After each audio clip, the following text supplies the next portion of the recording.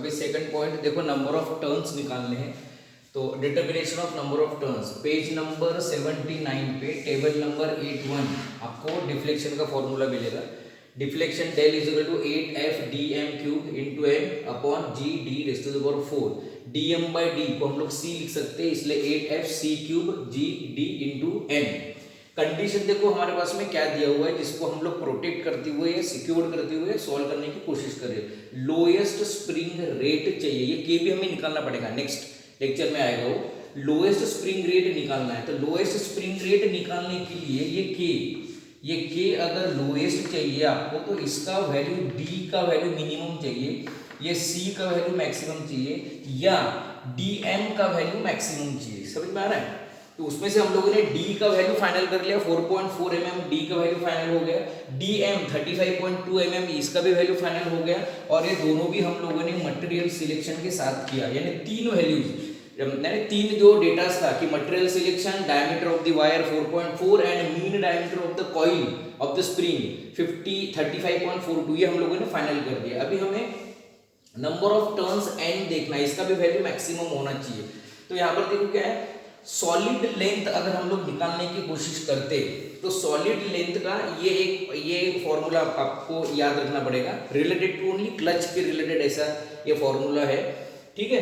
क्योंकि इसमें ही इस टाइप की कंडीशन दी है। सॉलिड लेंथ हम लोग कैसा निकालते, हम लोग सबसे पहले निकालते नंबर ऑफ टर्न्स एन, ठीक है, वो इफेक्टिव नंबर ऑफ टर्न्स होते हैं, फिर उसमें +2 हम लोग ऐड करते हैं, +1, तो वो ये टोटल नंबर ऑफ टर्न्स हो जाते हैं, ठीक है। तो एन हम लोग निकालते हैं सबसे पहले है effective length of the turns, means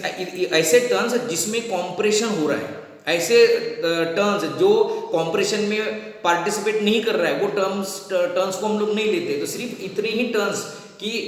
जो कॉम्प्रेस हो रहा है, that takes part in the compression, उसको हम लोग बोलते हैं इफेक्टिव टर्न्स। तो ऐसे हम लोग सबसे पहले इफेक्टिव टर्न्स निकालते हैं एन, इसमें +2 का वैल्यू हम लोग ऐड करते हैं, तो वो टोटल नंबर ऑफ टर्न्स निकलता। और n+2 इंटू डायमीटर करेंगे तो हमको सॉलिड लेंथ मिलता है, यानी पूरा कॉम्प्रेस होने के बाद कितना लेंथ रहेगा, that is called solid length. तो जितने टर्न्स रहेंगे, फॉर एग्जाम्पल 10 टर्न्स है और हर एक टर्न्स का डायमीटर है ना, तो n+2 total number of turns into D diameter, ऐसा हम लोग सॉलिड लेंथ निकालते हैं। बट यहाँ पर ये पर्टिकुलर कंडीशन में सॉलिड लेंथ देखो कैसे निकालेंगे, यहाँ पर सॉलिड लेंथ जो है, that solid length should be equal और less than the engage length. Engagement के समय लेंथ कितना था, ठीक है, जब क्लच को एंगेज हो रहा, सब एंगेज पोजीशन में था, तो लेंथ कितना था 52, तो एंगेज लेंथ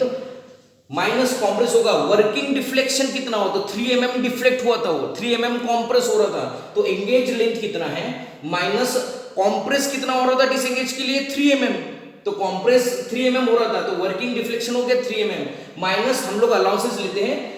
क्लैश अलाउंस, तो क्लैश अलाउंस जनरली हम लोग 2 mm कंसिडर करते हैं। तो एंगेज लेंथ कितना था, माइनस वर्किंग कॉम्प्रेशन कितना हो रहा, माइनस क्लैश अलाउंस, ये जो भी आएगा वो मिनिमम वैल्यू रहना चाहिए सॉलिड लेंथ का, ठीक है, उससे ज्यादा वैल्यू नहीं रहना चाहिए प्रैक्टिकली। समझ में आ रहा है? तो सॉलिड लेंथ, ये फॉर्मूला आपको समझने की कोशिश करो, सॉलिड लेंथ शुड भी क्या रहेगा, engage length of that spring. Engage length कितना था 52 mm, ठीक है, माइनस वर्किंग डिफ्लेक्शन, इसमें और कॉम्प्रेस कितना हुआ, वर्किंग डिफ्लेक्शन कितना है 3, ये वर्किंग डिफ्लेक्शन 3, तो -3 किया, -2 mm हम लोगों ने किया क्लैश अलाउंस, ये कंसीडर किया है। तो solid length should be less than और इक्वल टू 52 -3 -2, ये समझना है आपको। तो कितना आ रहा है 47, तो सॉलिड लेंथ का वैल्यू 47 चाहिए, इससे ज्यादा नहीं चलेगा, मिनिमम वैल्यू शुड बी 47। तो उसके लिए अभी हमें क्या करना पड़ेगा, सॉलिड लेंथ हम लोग कैसे निकालते हैं, n+2 इंटू डी, तो ये n का वैल्यू हमें कंसीडर करना पड़ेगा, क्योंकि हमें नंबर ऑफ टर्न्स है, डिफ्लेक्शन नहीं पता, टोटल डिफ्लेक्शन कितना हो रहा है ये नहीं पता, क्योंकि टोटल डिफ्लेक्शन के लिए हमें क्या करना पड़ेगा, इसका ओरिजिनल लेंथ निकालना पड़ेगा। इसका ओरिजिनल लेंथ जितना होगा उसमें 494.44 इतना लोड अप्लाई होने के बाद फिर ये 52 बचा है और ये एंगेज पोजीशन है, फिर ये 52 लेंथ पे और 3 mm यहाँ पर प्लेट होंगे, ये यहाँ पर फॉर एग्जांपल ऐसा प्लेट होंगे और यहाँ पर वो 9 स्प्रिंग्स होंगे, ये 9 स्प्रिंग्स होंगे, ये ऐसे, ये पूरे स्प्रिंग्स कॉम्प्रेस हो रहे, तो ये यहाँ पर ये प्लेट प्रेशर प्लेट यहाँ तक आया, कितना 3 mm, समझ में आ रहा है। तो ये समझ में आपको समझना आना चाहिए कि ये स्प्रिंग एक्चुअल में फ्री, अगर इसमें अगर लोड अप्लाई नहीं है कुछ भी, तो ये टोटल हो सकता है, let it be for example मैं बात कर रहा हूं कि 100 mm इसका लेंथ हो सकता है, बट एंगेज पोजीशन के लिए 494 न्यूटन लोड उस पे लगा, तब वो 100 का 52 बचा, और डिसएंगेज पोजीशन के लिए वो 3 mm और कॉम्प्रेस हो गया, समझ में आ रहा है। तो फिर बचा ये 49, ये आपको समझना है। तो सॉलिड लेंथ जो है ये 47 mm आया है। तो अब यहां पर हमें number of turns trial and error method से ही उसको फाइंड आउट करना पड़ेगा कि n का एक वैल्यू ले लिया है, फिर देखा इससे मैक्सिमम आ रहा है कि कम आ रहा है, इससे ज्यादा आ रहा है कि इससे कम आ रहा है, अगर नहीं आ रहा तो फिर सेकंड वैल्यू, थर्ड वैल्यू, ऐसा। तो हम लोगों ने अज्यूम किया let the value of n be 10, number of turns हम लोगों ने कंसीडर किया कि 10 ले लेते।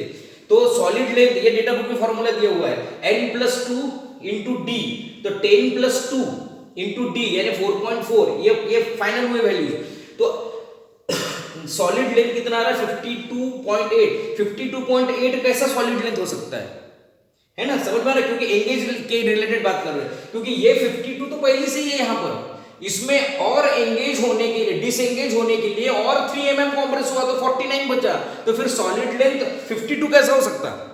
समझ में आ रहा है। तो ये तो इससे भी कम आ रहा है, दैट मीन्स कि ये सॉलिड लेंथ डिजायरेबल नहीं है, क्योंकि this solid length is greater than 47, ये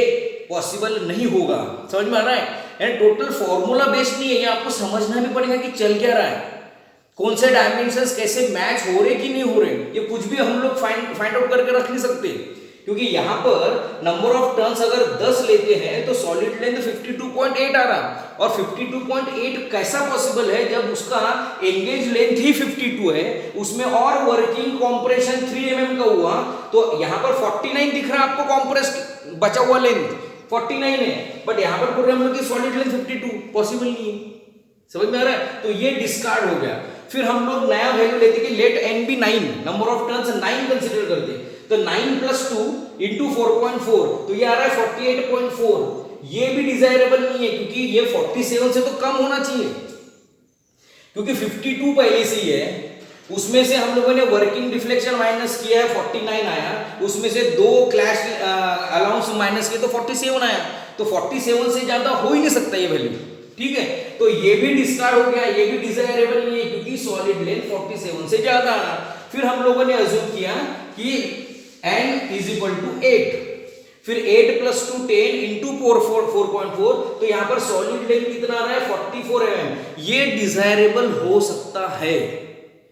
यही सही है, ऐसा नहीं बोल रहे हम लोग 40, अब यहां पर 44 भी ठीक रहेगा, 45 भी ठीक रहेगा, 46 भी ठीक रहेगा, 47 भी ठीक रहेगा, 47 से ज्यादा पॉसिबल नहीं है,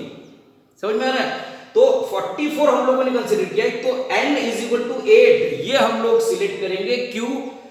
बिकॉज ये कंडीशन को सेटिस्फाई कर रहा है, सॉलिड लेंथ 47 से ज्यादा नहीं हो सकता, 47 से कम हो सकता है, इसलिए हम लोग ने इसको 8 कंसीडर किया, कोई उसको 7 भी कंसीडर कर सकता है, 8.5 आधा भी टर्न ले सकते हैं, तो ऐसा इसको कंसीडर करना है, समझ में आ रहा है। तो मिनिमम हम लोगों ने वैल्यू 8 कंसीडर किया यहाँ पर, तो टोटल नंबर ऑफ टर्न्स कितना हुआ 8, d कितना हुआ 4.4, और मीन डायमीटर कितना हुआ 35.5, तो ये 3 वैल्यूज हम लोगों ने फाइंड आउट किए हैं as compared to the material. अब नेक्स्ट हमें देखना है ये k का वैल्यू कितना आ रहा है, लोएस्ट होना चाहिए ना, तो ये k का वैल्यू कितना आएगा ये चेक करना है, और ये 3 mm के लिए यहां पर और कितना फोर्स लगेगा ये भी चेक करना पड़ेगा, और 494 के ये फोर्स में 3 mm कॉम्प्रेस होने के लिए जितना फोर्स लगेगा वो फोर्स ऐड करना पड़ेगा,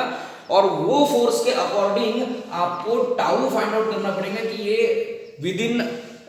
रेंज है कि नहीं है, 616 से कम आ रहा है कि नहीं आ रहा है, नहीं तो फिर हमें थोड़ा सा चेंज करना पड़ेगा, समझ में आ रहा है। धन्यवाद।